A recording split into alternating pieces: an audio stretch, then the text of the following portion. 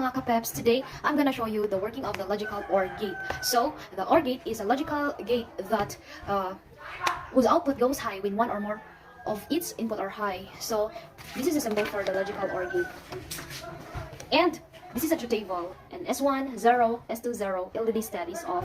S1, 0, S2 is 1, the LED stat is on. And when S1 is closed, S2 is open, the LED stat is on. And both the switches are closed, the LED stat is on. So I'm gonna work this in just 5 minutes. So I'm gonna show you first the components. So we will use a 9 volts battery with a connector, and then we'll use the breadboard for which we'll made the process, or we'll put the components. We have the 2 push buttons, and we have the 2 BC547 NPN transistors, and we have the 2 10K ohms resistors, and we have the 1K ohms resistor. Then we have the connectors. It's okay. And we have the circuit diagrams. Now we'll start the process. Now we'll start the process. So first we place the 9 volt same, the positive and the negative. I'll just disconnect it first.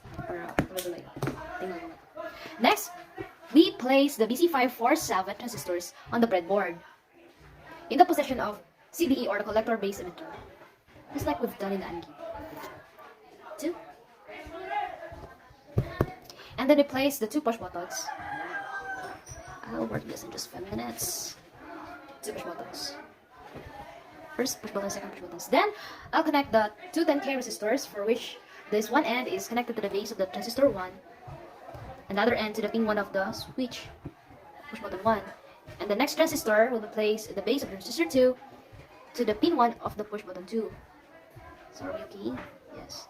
Then we'll place the 1K resistors to the emitter of the transistor 2 connected to the negative rail.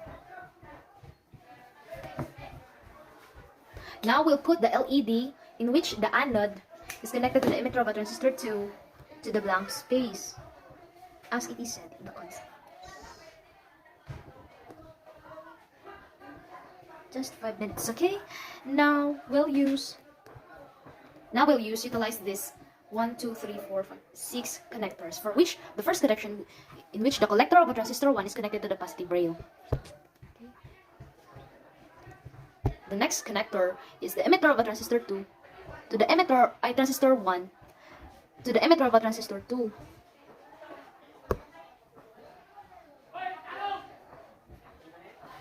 And then we'll connect the collector of a transistor 2 to the positive rail.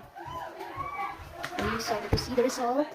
And then we'll connect the pin 2 of the push button 1 to the positive rail. And then we will connect the pin 2 of the push button 2 to the positive rail.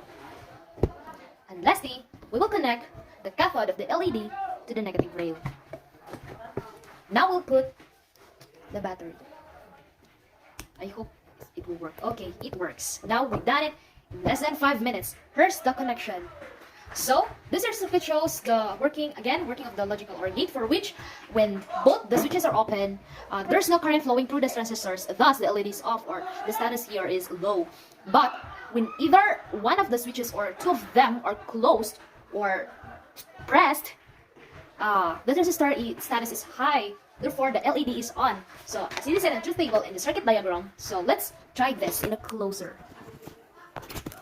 So when the push button is pressed, the LED is on.